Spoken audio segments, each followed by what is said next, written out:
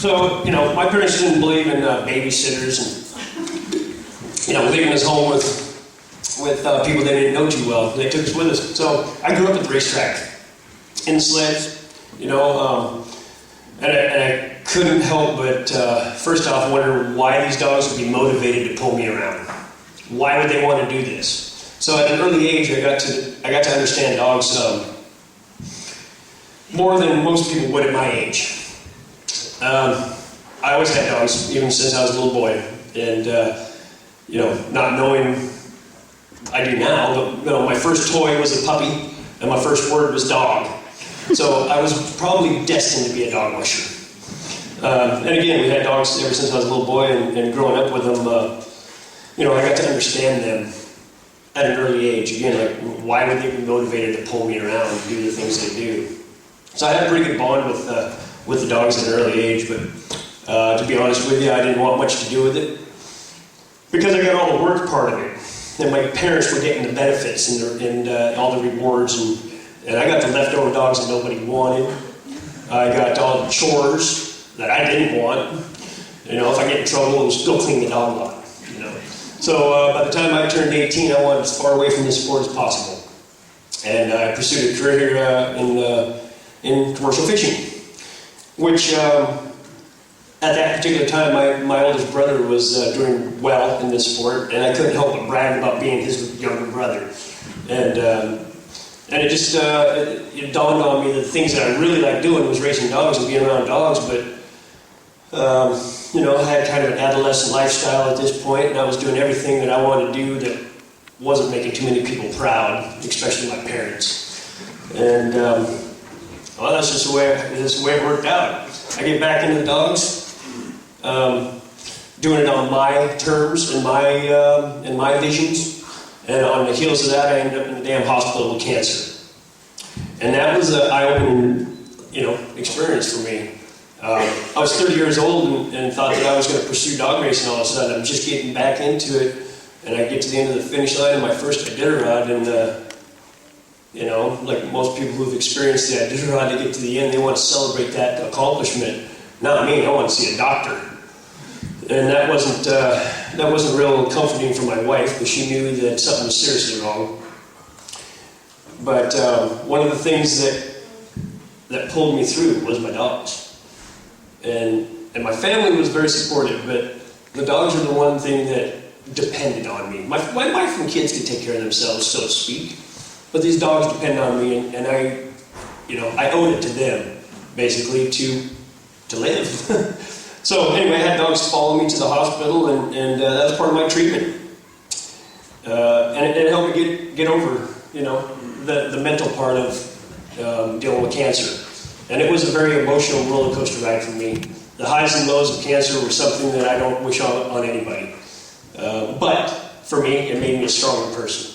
And it made me appreciate the things that life has gave me. And at this point, life gave me a second chance, and I'm going to take full advantage of it. So today, it's all or nothing. I have nothing to lose and everything to gain. So by running dogs is a way for me to express my feeling towards life. And I love life.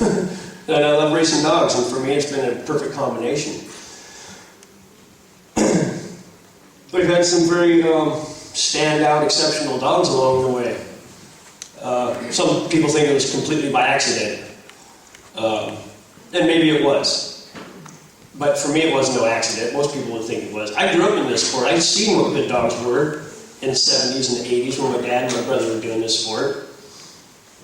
And I was the guy on the sidelines taking all this in and watching and paying attention. So when I got back into the sport, I skipped a few years of breeding programs that other people were in the middle of. And I started out with 2 good dogs, as opposed to the leftover dogs that my dad used to give me. Those leftover dogs were good pedigrees, but they had no desire to run and pull me around. So my thought was, I want dogs that love to do this. And then it's my job to figure out how to make it go 1,000 miles and channel that energy. But more importantly than getting to know them, I want a happy and healthy dog team, just like everybody in this room probably. So that was number one for me. I went to these races early on, and I want to do good. I want to make my parents proud. And 9 times out of 10, it backfired and I came in at the back of the pack because I was too into doing well. It wasn't about the dogs at this point, it was about me and doing well and make my parents proud. And after being completely embarrassed and humbled many a times, my approach nowadays is dogs first. The dogs, I've been lucky enough to grow up around it, and I can figure out what some dogs think. And I put myself in the state of mind, or in the dog's, try to look through the dog's eyes. And many times my wife says, I am part dog. and I think that is part true. I try to understand it as much as I can, but I still want to show the public that this is not a cruel and inhumane sport. There are a lot of people that don't believe in what we do. So my breeding program started at the base, the 2 things that I'm looking for, appetite and attitude. The attitude, if I get to the end of that dinner rod, my dogs are barking and screaming to go, and somebody that never even seen a dog team before sees that on TV, they're going to say, wow, that dog really likes to run. As opposed to coming in to know him, the dog falls on his side, his tongue's hanging out. That's where people start getting different opinions. And so that was my number 1 goal, is to try to get energetic dogs that really love to run. And I had a fairly, I was successful in the breeding program that I put together, not really knowing anything about what I was doing. I just had my own visions and my own ideas. I came across a stud dog named Zorro. He was 1 year old at the end of my 2001 rookie Iditarod. I had dogs in that team that had been to know him with my brother Rick, pedigrees that were proven over 30 years. This is a dog that just happened to, make a good dog out of my combination, and I told my brother that I was going to breed this dog to everything that I own.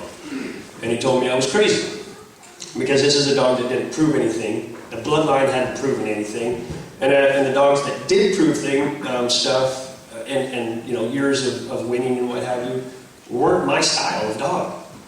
So I had to put dogs together that were working for me and my style, my personalities, or my split 19 personalities, and my attitude, and my feeding program, the things that I think, I'm thinking just like everybody else. We all are kind of selfish in our own way. I think my breeding program and my feeding program are going to be successful at this time. I can't prove that until I put them on the field. But I had to start out with something that I believed was the right for me. And this is what I came across. So Zorro has been producing many good dogs, and again, people think it's pure luck, but for me it wasn't luck. This was a dog that was based around my style and my ideas.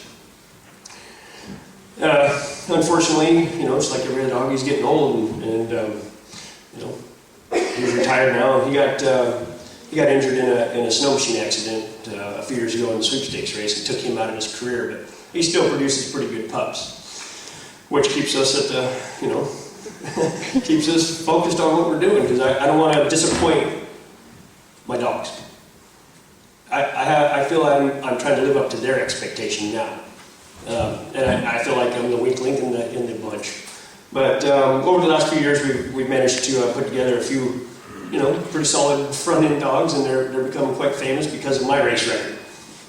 Maple was one of those. She won the Golden Harness Award last year for me, and that to me is worth more than winning that Iditarod. The rewards that my dogs get, I don't care if I get put on another front page of the Musher magazine or in a newspaper article, but the day my dogs got featured on the front page of the local newspaper, I cried for a week. That was what it's all about to me. People that finally recognize the dogs for what they're doing as opposed to me, what I'm doing with my dogs. So that's, to me, that's what it's all about. And to win the Golden Harness Awards, humanitarian awards, things like that, those are things that I'm looking for. I'd trade that new dog Shrunk in every year to get a humanitarian award. And that's just, like I said, that's what it's all about to me. These are just some of the, I'm going to run through these fairly quick and get back to the subject here. These are all dogs that are basically out of Zorro, or grandsons or granddaughters to Zorro now. He's been my main stud dog for the last 10 years, and not only for my team has it been successful, but for a lot of other teams. There's a lot of teams out there running dogs out of my kennel now, or related to my kennel, and that's a little bit of self-pride right there. I'm doing well and selling dogs and breeding dogs that are also doing well. And that's a huge bonus. So anyway, this dog might be fairly familiar in this part nowadays. This was a golden harness winner for me in '08, I believe it was. And well, now he resides here in Norway somewhere, and I just heard producing some pretty happy puppies, and that's exciting for me. Although I miss him dearly. Again, these are just some of the team members here. Looks like I'm gonna run through them real fast. Larry, this is probably my most well-known dog, above and beyond Zorro, who is pretty famous. But Larry's still today the only dog in history to have a golden harness from Yukon Quest in the Iditarod. And again, that just it makes me tear up even thinking about it, because that's what it's all about, and I love them dearly. They do what they can to reward me. I go out of my way to... These are my kids, and I treat my kids, well, sometimes better than my kids. and I think that by doing so, you know, they want to reward me by doing well and performing well. So I've been blessed with, again, you know, a nice start at life, or a restart at life. A wife that supports what I do, that's huge. Sponsors that, you know, stuck with me through thick and thin. And handlers that have been around. I don't have to keep switching out handlers, and that goes back to my kennel management.